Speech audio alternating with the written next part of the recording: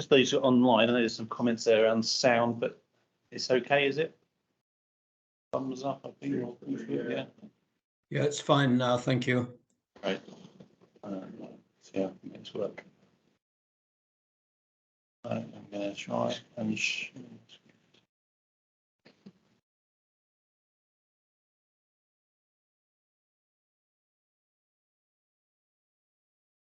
see if I can make this work. Okay, so yeah, that's happy with that, yeah. Shall I be brave and go into presenter mode? See if that works in there. You see that? See that? Do you see that one or this one? Yeah. Right, brilliant. Yes, thank you for the introduction, Andy. Very kind of you for some of those words. And I was actually the project manager for Felton. It's a bit quiet without you, though. Can you hear me okay? Can you hear me? I'll carry on. Okay. Right, yes, I'm the project manager for Felton and Wokingham Phase 2, but here specifically to talk to you about Sunningdale level crossing upgraders. And he's asked me to. I'm going to take you through a bit of an agenda. So I'm going to go through the overall programme very briefly of the Felton Resignaling programme, which was actually broken up into a series of projects. Take you through a little bit of the project, and then I'll actually go into the Sunningdale level crossing, a bit of the site background.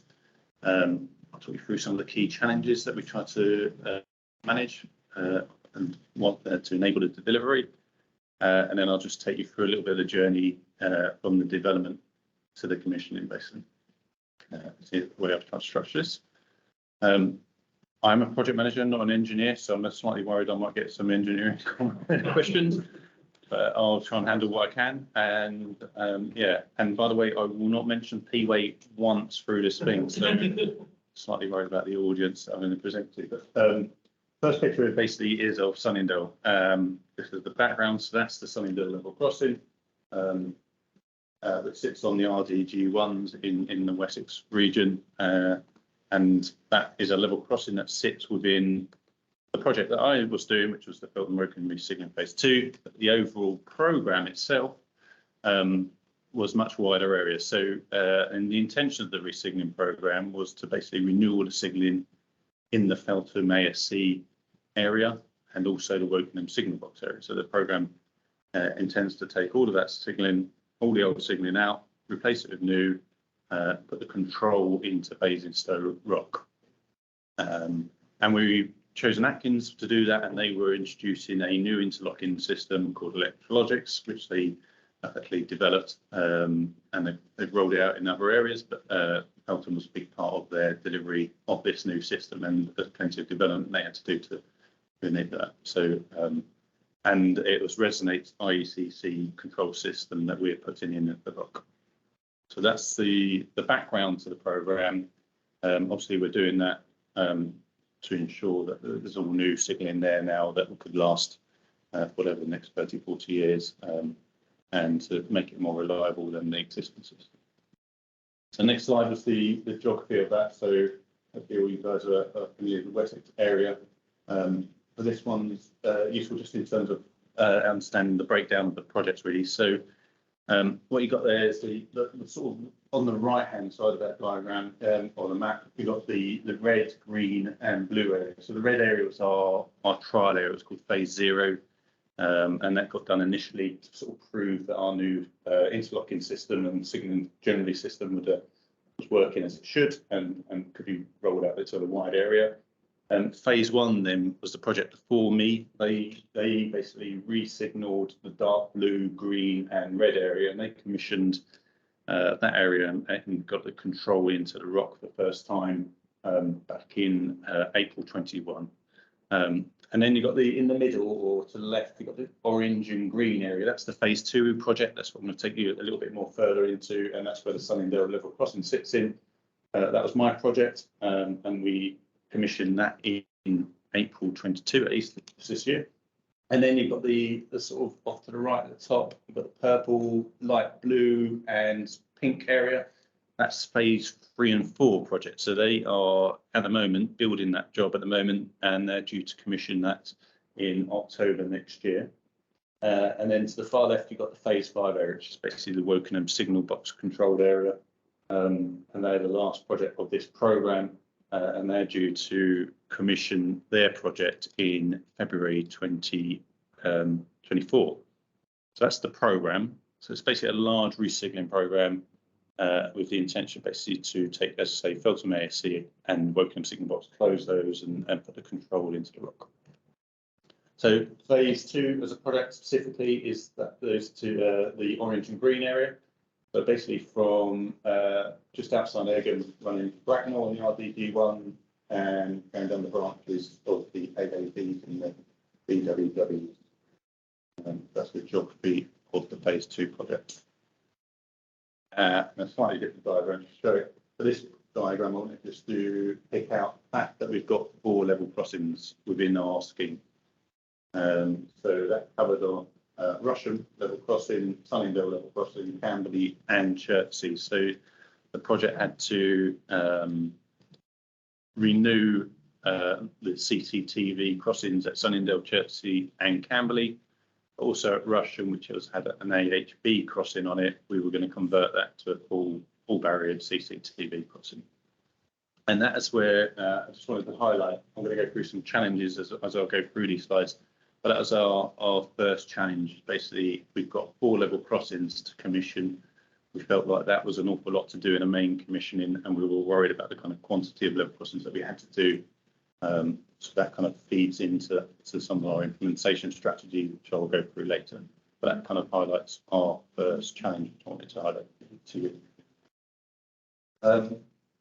The team, so just a bit of background on the team. So it was a Network Rail capital delivery Southern Signalling project renewals. We got into a contract with BCM to do a lot of the civils enabling works, and we got into contract with Atkins to do the main signalling renewal. Obviously, they bring with them the technology as well for the new signalling.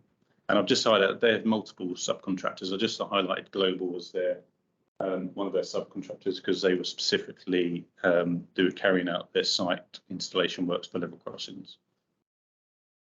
So that was the kind of the team that we were working with. Timeline for all of this. Since I've already mentioned, our main commissioning was at Easter 22 for that whole resignaling of that whole area. For the Sunningdale stage, we basically staged out 6 months in advance. So it's done in October 21, which is over the half term in October. Prior to that, just working my way back through the timeline, we got Atkins into main contract in May 2020, 2 years out from the main commissioning. And before that, we actually completed our Grip 4, which we did complete around the back end of December 2019. And then prior to that, what we did is we got civils contract into contract as an enabling work. So prior to us completing Grip 4, but when we knew, had very good confidence about actually what the system was we were building, we got those guys on board so that we could start getting civils built before and get well in front of our signalling installation teams. So that's hopefully the kind of the background to the programme and the project, which sort of sets the scene then to the Sunningdale level crossing. So this slide really is just what I wanted to point out now. I'll stand up and look at the purpose of the guys in the room. But, the map on the left-hand side is obviously the corner. You can sort of see Heathrow in the very top corner. I wanted just to highlight where it is in terms of the M25, the M3, Windsor's important here as well. And that's important because we're working, this level crossing sits in the Royal Borough of Windsor, Maidenhead. And part of the challenge that we realised with Sunningdale was that the A30 that sits on is actually a diversionary route for the M3. So if the M3 had any planned works, they would need to ensure the A30 was opened. The other important thing about Windsor is that the A30 is also a designated royal route. So again, constrained whether we could close that road basically and make it quite high profile. And also we always live with that risk that at some point something could happen in the royal family and that road could be closed at short notice. So our plans could be thrown up in the air. And then the bottom one, the bottom picture or the map or the Google image is just to show that it's on the A30 really. It just sits within Sunningdale village, just at the edge of, just at the end of the station. And as Andy said, it's a main busy road, which takes me on to sort of the next slide. So that's that's the sort of the challenge, the second challenge that I wanted to highlight. Basically, it's a very high profile road, and getting that closed was also going to be a challenge for us. So, and would be a factor into how we plan this job. And then specifically, then I guess at Sunningdale at local level is, well, as soon as I landed on this project, I was told it was the widest crossing in the UK. I've never verified that. I don't know whether it is or not. But everyone was worried about this crossing when I landed on the project. So I landed on this project pretty much halfway through Brickboard, and everyone were trying to get their heads around this one and how they could manage this problem. And the existing crossing before we renewed it had spoke barriers on it. So basically, what we could work out is basically that someone put a standard barrier, and Keith Robinson did basically locally basically I don't know if you can see the bit, but these little extension bits on the end are just basically poles that have been attached to a barrier. There's nothing standard about it. And also worth pointing out is the skirt on it only covered pavement. And that was because basically the existing barriers didn't, and the existing booms didn't have the the engineering strength or the power in the barriers to actually lift a full length barrier out of design. So there was a couple of existing issues with that crossing that we wanted to fix basically. But that is the third challenge that I wanted to highlight to you guys, that basically is we've got a difficult crossing, well, very wide crossing with non-standard barriers, and that's one of the other challenges that we wanted to make sure we overcome. So yeah, so I'll go through that. So I said 3 challenges.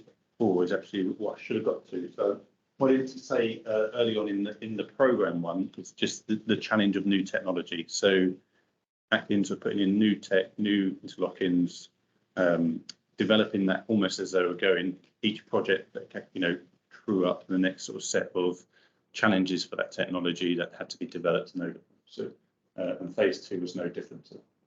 So they're the 4 challenges for level crossing: new technology, high number of level crossings within the project, a really important road that was difficult to close and potentially plan to, and the fact that it was very wide and therefore had bespoke barriers and things like that. All things that we wanted to overcome in our planning. So actual development then of the design, and so this is where I actually landed on projects, as I said, and pretty much the first thing I got involved with was a workshop, which happened to be down at Basingstoke Rock. We had managed to get the local council to come along. We had the ops maintainer in there and our level crossing designer, and we basically threw this problem out basically onto the table and said, look, we've got this problem. We've obviously got to renew this crossing, and we went through the kind of various options. So we talked about keeping it as is, but that drove a need to potentially develop a new longer boom. And I was particularly worried about that because I thought, why would a manufacturer want to develop a new longer boom when it's basically the only one in the country? How much would they charge for that? How much would they actually want to do that? Go through that product approval cycle. It's a barrier crossing. I think that was pretty impractical, obviously very expensive, and we didn't know actually whether we could get a level crossing control system to manage an 8 barrier system. And then obviously the option that we actually tied ourselves into and became our preferred option was to try and narrow the road so that we could basically move to a standard boom. That standard boom that we knew that Newgate, who were the supplier of the barrier machines, had already developed as part of their development of a new barrier for the overall program of works. And so that's what we did. So we basically went away with the designer, and we came back and got all the stakeholders, including the council again, back together and sort of showed that design back to them and presented that back to them.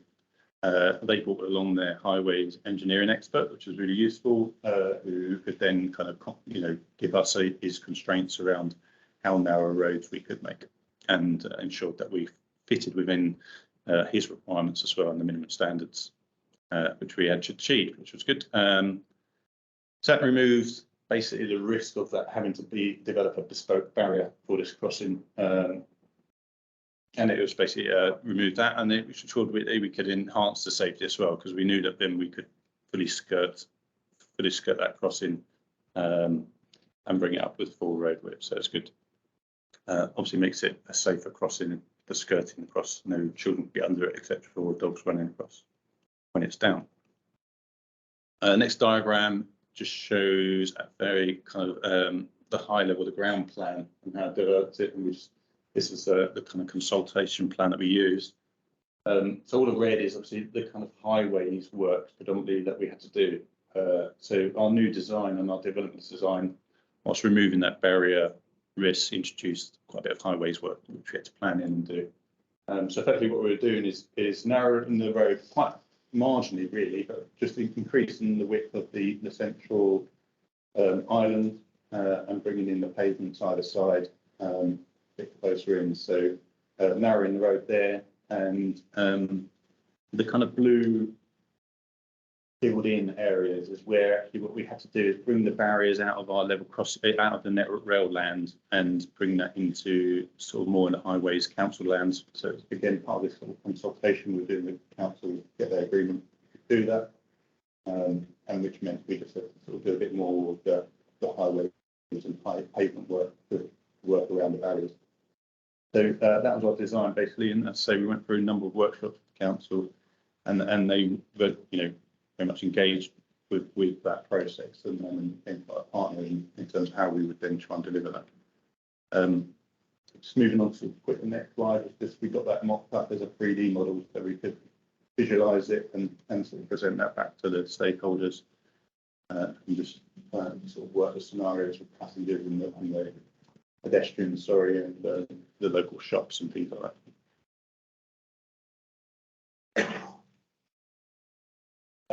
So that moves us on to then how we were going to do that. So that was our scope. We developed a scope, and that was what we wanted to deliver. Just a reminder then the risks that we were trying to manage when we were developing our implementation strategy. So we had that high number of level crossings to do.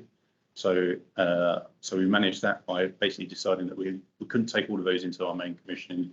We had to stage at least one of those out. So we chose Sunningdale. And we chose Sunningdale there to manage the risks really of the roads, of the road closures and getting that constraint removed.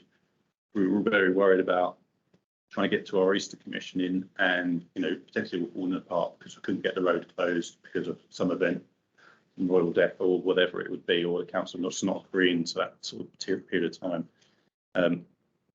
So we managed to manage that risk out by staging Sunningdale out and doing it at a time when the council would agree to us doing that. So we knew that we could only close at 8:30 during certain times and basically during school holidays when there was less road traffic. So then we need to obviously then map the rail closure, the possessions to the road closures. So again, a little bit of a challenge just to get over there. And so that's what we did. So in terms of our staging strategy, we planned it out into the October half term. So we need the road closed for 9 days to do that, which is obviously quite a significant undertaking to agree with the council that is what we needed, and we convinced them that is what we need. And then we wanted to also, because of all the highway works, we also wanted to try and do those in advance of that kind of decommissioning, recommissioning event as well, just to minimise risk to that event as well. And we also we had to get a kind of new under road crossings for cable crossings under the road, and we wanted to do that way in advance as well, so we could pre-install as much of the signalling equipment as possible.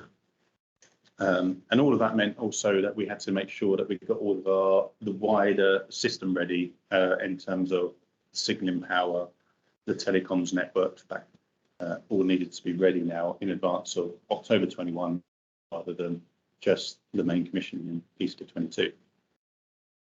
So that strategy basically looked to mitigate the risks of the fact of where it was and the number of crossings that we had, and but left us with a sort of residual challenge, which is basically we didn't have a level crossing system that was already developed that could actually do that staged crossing.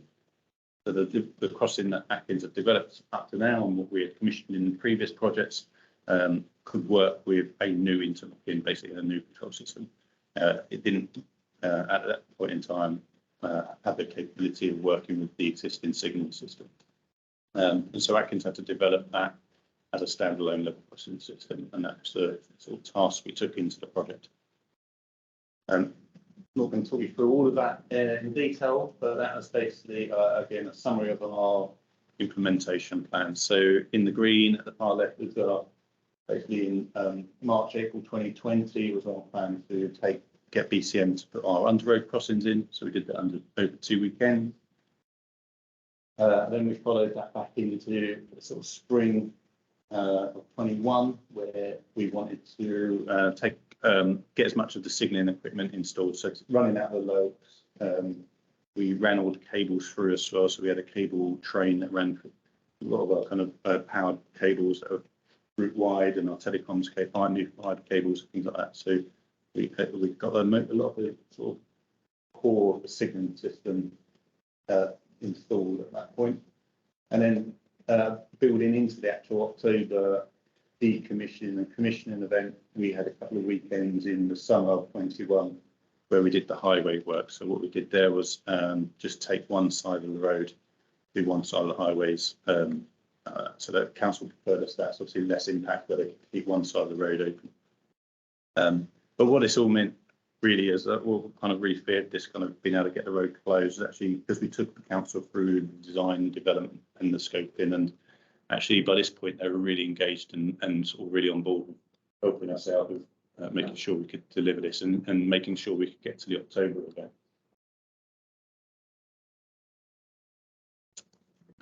So that's the implementation strategy. So scope and the implementation strategy. So we've kind of nailed that through our Grit 4 development. As I said, we took the technology then development into the sort of Grit 5 to 8, and I'll just take you through that. I'll go through this at quite a high level, mainly because I'm not an engineer or a software developer, but also I suspect just in terms of audience, there might be too much detail in. So the next few slides have got quite a bit of detail in it, more reading material for you guys if you want to take it away afterwards. But what this diagram is trying to show is the actual loc cases that we had to develop then the software that goes into them. So in the middle, the ones in the pink was the power case. That was already developed. We knew how we were going to power the crossing. The one on the right is the level crossing control case. So the electrologics computer within that. Again, that needs then all this kind of software, and the logic of that software needs to be developed and then tested and improved. The LCSS is a level crossing support system. So it's basically a bespoke remote monitoring system so that they could monitor that type of crossing, and they had to develop that specifically for this standalone level crossing.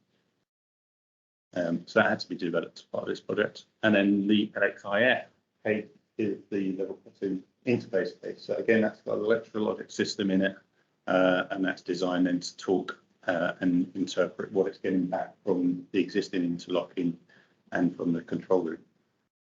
So that's the kind of the architecture, if you like, of what they had to go away and develop, and from a hardware point of view and from a software point of view. Next slide, I won't go through in any detail, but a bit more detail in terms of actual hardware.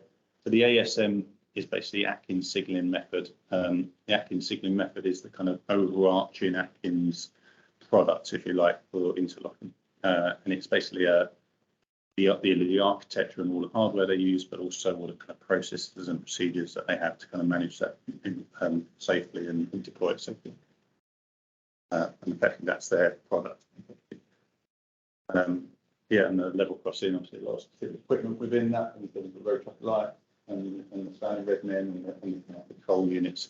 So this is all part of their product now that they're operating us, and includes specifically the Newgate barrier machine as well, which they've got into partnership with Newgate to develop that and get it product approved. That's all part of the CCTV standalone development, really, I suppose. And this next set of slides really is just to very high level talk through then the software and of that. So hardware, sort of they understood what they were going to do, the architecture and what products they were going to use. And then they had to kind of come up with this plan to develop software, which they did from beginning of January 2021, and got it ready just in time for October 2021 when we commissioned the Sunningdale crossing. And that one has lots of detailed information in there, I suppose, but effectively that's understanding all your requirements and your specs, taking that through then to your software developers who then turn that into data, and then again taking that through a sort of development testing cycles, and then through to actual signalling testing cycles.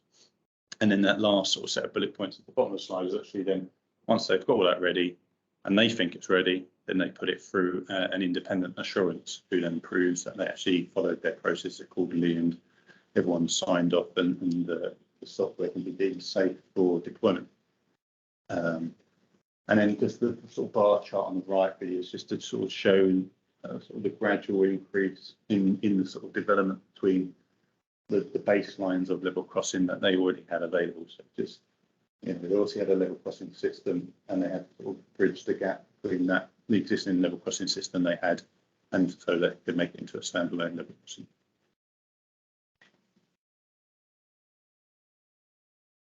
So that was, again, I mean, that's largely Atkins. We don't get much visibility of that. We just know, you know, we just chase a few milestones down and make sure that they can get through that process of developing a product in time for us actually to commission the product. So I'm going to take you now into a little bit more into the running into the commissioning.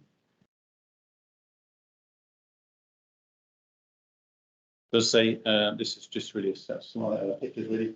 So we did the highway work in advance, so just some pictures really to visualize it, bringing the curve line in. And so we did one side at a time.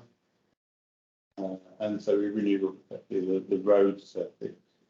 We didn't actually touch any of the P-way work. So the existing massive across the road, across the rail was fine, of good standards. We didn't renew that. We left that, and we left the rail as it was as well. So effectively, we were just limited to the highways work element of that.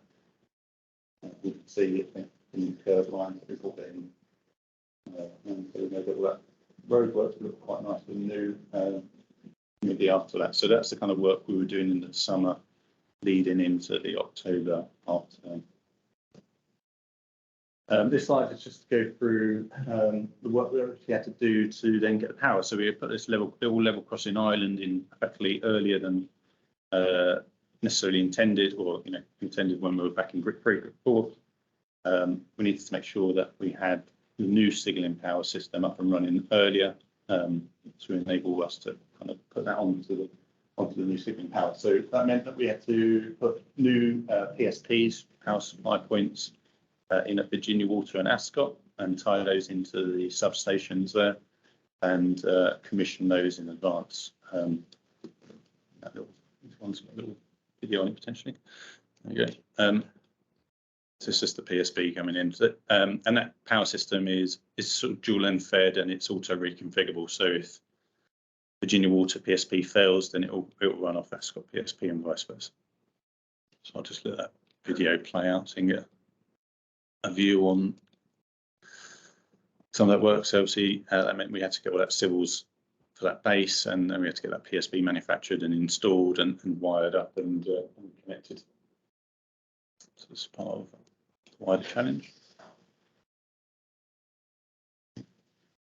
And then we obviously had to install as much signalling equipment as well. So that's our local suite. So I took you through the kind of architecture of that, but the local suite, so there's a power cabinet, there's a telecoms cabinet, and there's a series of signalling cabinets and level crossing cabinets in that suite. So again, we've kind of got that all installed in advance and all cabled up, and the cables run.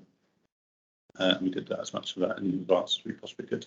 That's all effectively the hardware installed in advance. And then the other area, I guess, work stream that we had to work on was the common safety method. So given that this was new technology, given that it was first type product, given that the challenge, I guess, of of managing all those risks. That it was obviously going to be a significant stage, which is where I got introduced to Andy Jones, and where we were therefore had to demonstrate that we were managing all our hazards. We had the NCB as our independent assessment body, make sure that we were following all our due processes and evidencing all our due processes. And we took that through, therefore, to the Wessex SRP, and ultimately got the agreement that we could go ahead with the change, and got the declaration of control of risk signed up. So we went through that process, and that again was quite arduous to go through. This slide really was just to show that 4 weeks out, we still had a lot of work to do. We still had to kind of get all the approved assurance work on the development side of it. We had to make sure that the stuff was actually all ready and ready to go to site. We had to get the product approval certificates all signed off, so a lot of chasing around technical authorities and closing out any of the last bit of evidence in, and we managed to get those product approvals. There's about 3 associated with the crossing just in advance of the actual event. We had to kind of obviously make sure the end user was ready, so we had to complete the training, which was effectively briefing really on the level crossing training that they already previously had, but just showing them the gaps and the differences, and making sure they got all the spares and things like that. So again, that went a bit more to the wire than we hoped, but so that filled our time as well. And then we were just finishing off obviously our installation to get ready for the commissioning event itself. Obviously, when we closed the level crossing for this 9-day period, which is obviously our main event now down at Sunningdale, it was potentially going to be quite big news locally, but also obviously the council was worried about that, and we had to manage the impact to the locals and then to the kind of the cars and to the pedestrians as best we could. So we did quite a wide letter drop this morning of this road closure that was coming up, and this sort of event, railway event that we were doing at this area. We had some banners put up at the site just to warn people again of the event that's coming up and the closure of the road for 9 days. Comms team were engaged to do what they could on social media, and at a local station at Sunningdale, we had posters up and signage. So obviously we agreed the road diversions with the local council. They're quite wide, given it was an A30 road. Obviously things like the lorries and things like that had to follow a sort of a diversion that fitted the sort of same level of road. So they had quite a wide diversion around the area put in place. Locally, I think, whilst everyone was sort of psyched to go around this quite wide diversion, locally there was a sort of more local diversion that obviously the locals were aware of, which they could take. And then the pedestrians themselves were taken through the station and over the footbridge. And one of the risks actually that SRP highlighted to us was the risk of people falling down the stairs. So we sort of put in dedicated customer marshals at the station as well for the full 9-day period to just intercept anyone that, or support anyone that potentially would struggle with doing the stairs. And we also put a minibus in place with wheelchair access for the full 9 days to manage anyone that couldn't take on the stairs. So that's how we were going to manage and did manage the local interface. So the commissioning event itself, so as I alluded to, it's a 9-day road closure with a 52-hour possession at the beginning of that and at the end of it for the sort of 2 weekends, 4.5 opinion those that 9-day road closure. We took the railway possession, let's say, and took the 9-day road closure. And the structure of the commissioning effectively was the first possession.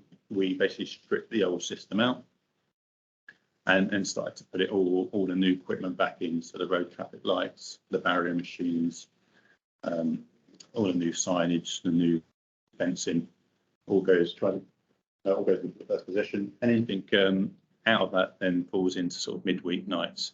And then we spend the first few midweek nights basically making sure that it's all wired back up and becomes a working system.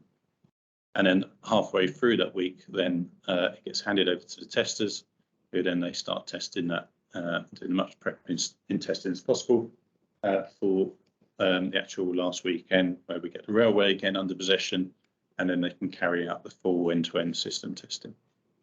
And largely that commissioning went to plan, really. Got a little bit hairy in places, so probably the main risk that we uncovered is where we had to put in some new bases, certainly bases that we couldn't build in advance. So one's for the new the road traffic lights, and we had to build a couple of bases for the barrier machines as well, which we couldn't build in advance.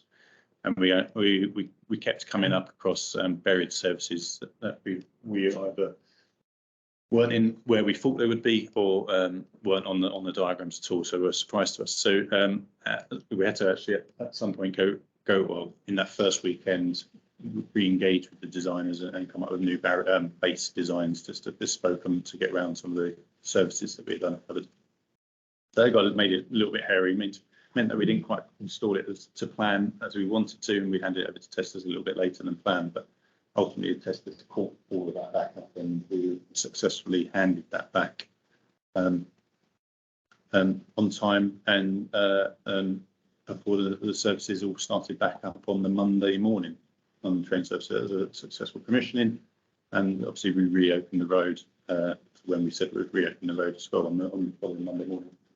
So it's good. I'm going to try and play this link. So it's a link outside of the slides. So basically, it's a time lapse of our commissioning. I think I've got time to do it, so I'll do it. See if I can get it for the guys on the screen.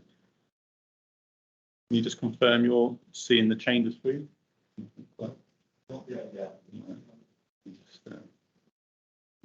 I need to stop sharing and share. Yeah.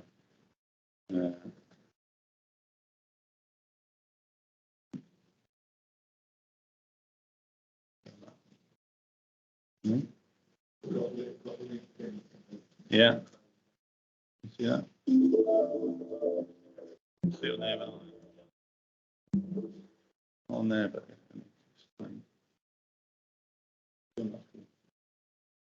see my screen. I think what I'll do is just turn my screen around so you guys in the room can see it. Can you? But you can see it on the meeting, Molly. You can see it on the meeting.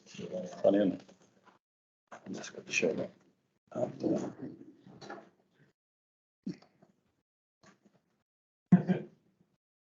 So yeah, I'll just effectively this video will just close out the meeting.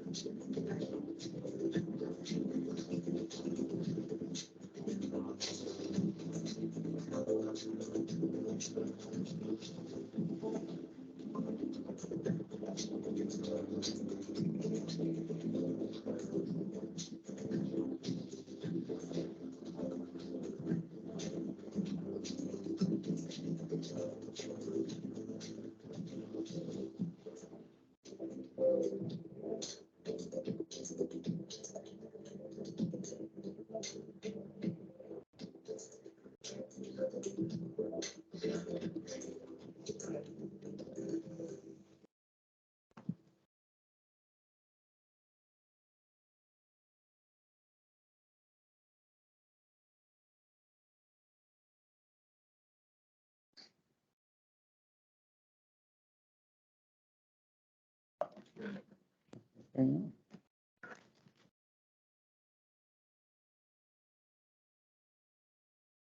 on my computer there for some reason.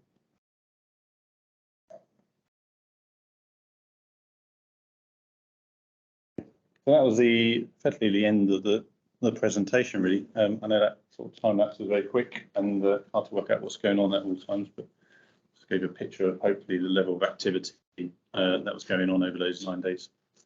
At which point I was opening myself up to any questions and see if I can answer them. Fantastic. Thanks very much indeed, Tom. And that's a really great insight into a really complicated piece of work, which you went through in a really systematic way, which is probably why it went off so well in the first place. If you're online and you'd like to ask Tom any questions, then please put your questions into the chat, and Paul will invite you to ask your question. I've got a long list of questions, which is ridiculous, really, seeing as how you came to SRP and I'm engrossed in it. But if I could cheaply ask one whilst the audience pride themselves, that'd be great. So I still can't quite understand how you managed to convince the council to close the A30 for 9 days. Yeah. And it's an absolutely magnificent piece of comms and liaison, but presumably it cost us quite a lot of money. No, nothing. It's any particular costs? No, no particular costs. No particular costs. No. The cost is the guys who go out and put a set of road closure up, but there's no charge from the council. Wow. Or no significant charge. Yeah, there's no particular. I mean they do charge a small amount, but it wasn't something that really kind of came across my desk as a standout thing. And just sort of following on from that, did it seem to you like the community were anti-tolerating or pro what you were up to? How did you feel about it? To be honest, we tried to put on like a community event, and this was obviously in COVID times, so it kind of threw away the idea of hiring a village hall and doing it locally, which was what we would normally do with the comms team. So we just did an online thing and sent all the letters out, had all the comms team lined up, me lined up, and no one joined. So well, maybe actually it's not that controversial, and I don't know, but so we kind of like took a little bit of comfort from that, because we obviously really wanted that we'd get a lot of pushback. We'd obviously closed it on occasions going into the 9-day blockade on Sundays, and I don't know if that, and we always issuing these letters to a quite wide area. So that kind of broke the back of it. The other real advantage we had with the council, because they were petrified of closing the road, and obviously we took them through the workshops in developing it. And really, they were engaged and they really bought into it, and they obviously knew what we were trying to do, and were quite supportive in the end of us what we were trying to do. But just before we were sort of starting out on that journey, was the water company had to close the road because of a leak. So they were forced into sort of, and I think we were trying to only close in sort of half the road. But it just sort of eased the council's worry around how impactful it would be the area, and actually they could cope with it, and actually the diversions would work. And so that kind of almost was like a result to kind of just make them sort of less anxious about it and more sort of supportive of it, I think. Yeah. Fantastic. Great stuff. Anybody else in the room like to ask? The road, is that actually one lane in each direction, or two lanes? Yeah, so it was quite wide, but it wasn't on the yeah, I don't think I've actually kind of covered it off. So it's a dual carriageway as it goes through. So it's two, it's almost like two roads, isn't it? It's like for a level crossing, but it's dual carriageway as it goes through the island in the middle. Is it a single lane, or is it? No, it's dual. It still two remains lanes. dual. Yes, Yes, it's dual all the way through the crossing, and it goes narrow. It goes into sort of single lane just beyond the crossing, actually, but the cars cross it in the dual lane. But The other question is, what was the relative barrier downtime between pre-commissioning and post-commissioning and moving on to the new control centre? Have they done any work on that? Yeah, well, again, this is probably where I was worried that you might ask some actual engineering. Obviously we did the barrier downtime study, and it drove where we got kind of strike-ins, and the aim was to try and maintain what it is currently. Yes. We have got a problem post commissioning, is that when we put the automatic route setting on, actually the automatic route setting sort of understands it a little bit earlier. I don't fully understand the nuances of it, but there's a train that sits in at Ascot currently that triggers it, and it keeps the barriers down for longer, basically. So they've had to turn the automatic route setting off and let the signal actually control that to make sure the barrier downtime maintains something sensible. Got a change going in April actually to manage that. So it's not the train sitting in Ascot station that's triggering it. It's the train that leaves Ascot station that will trigger But it. there's been huge problems at Horsham, wasn't there? Little Haven, level crossing, do exactly the same thing with downtimes. Barrier downtimes have been Increased. after doing a level crossing upgrade.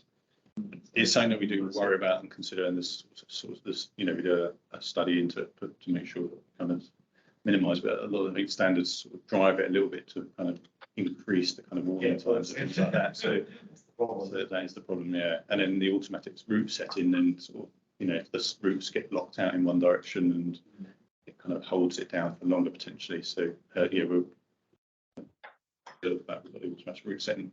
Yeah, it's always difficult when you're on a station just Yeah. outside the crossing as well. So obviously, Yeah.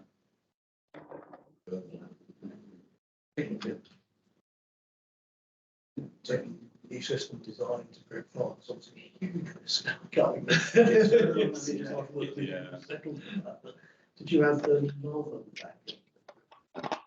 Yeah, so I mean, obviously, it's been a long program of works, basically. So, I mean, the history goes back quite far with Felton, and it's way through my kind of, so I say, I kind of got involved with Big Four almost really.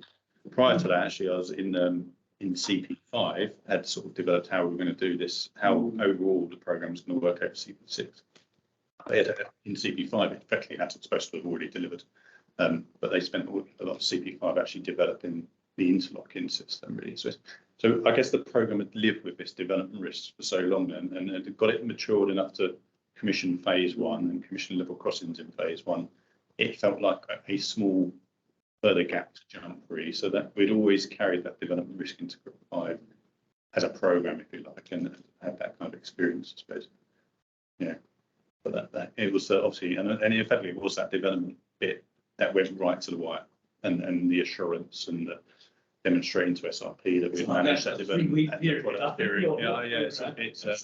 And I think it always goes like, it feels like it always goes that, because everyone, it's almost like cramming through exams, really. It's like, right now we've just got to everything and say, well, and show it's all sort of safe, and the guys who are signing off the product approval certificates, will wait until the very death, it seems, until they've kind of satisfied that they've etched out enough evidence and proof and confirmation has been done. But it is a risk. And then also we introduced that risk effectively by our staging methodology. We knew we didn't want to take level crossings, all 4 of them, into the main commissioning, because of the sort of the specialist resource involved with the level crossing installation and testing, and sort of the volume of the road closure across the whole patch. We kind of so we introduced that development risk of having to do it standalone for the very first time.